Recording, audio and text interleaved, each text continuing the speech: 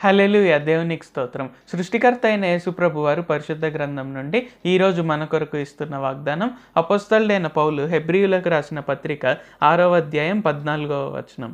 తన తోడు అని ప్రమాణము చేసి నిశ్చయముగా నేను నిన్ను ఆశీర్వదింతును, నిశ్చయముగా నిన్ను విస్తరింపజేతును అని చెప్పెను.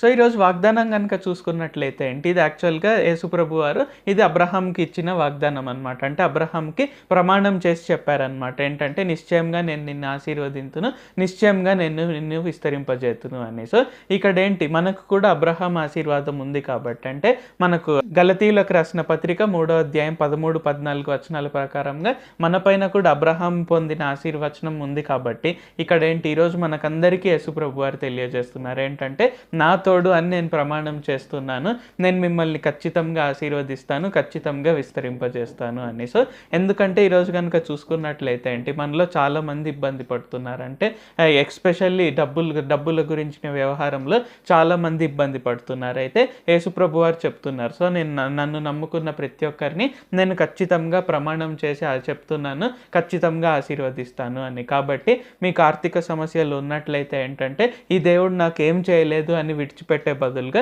ఈ వాగ్దానాన్ని బట్టి ప్రార్థన చేయండి. దేవా, మీరు అబ్రహాంకి ప్రమాణం చేసి చెప్పారు, నా పైన కూడా అబ్రహాం ఆశీర్వాదం ఉంది కాబట్టి నన్ను కూడా నిశ్చయంగా ఆశీర్వదించండి, నిశ్చయంగా విస్తరింపజేయండి అని ప్రార్థన చేసినట్లయితే ఏంటంటే దేవుడు ఖచ్చితంగా దయచేస్తారు. సో ఇక్కడ ఏంటంటే మనం గుర్తుంచుకోవాల్సింది ఏంటంటే, మనం యేసుప్రభు వారిని విడిచిపెట్టకుండా, లేకుంటే యేసుప్రభు వారి పైన సణుక్కోకుండా మనం గుర్తుంచుకోవాల్సింది ఏంటంటే, ఆయన ఖచ్చితంగా ఆశీర్వదిస్తారు.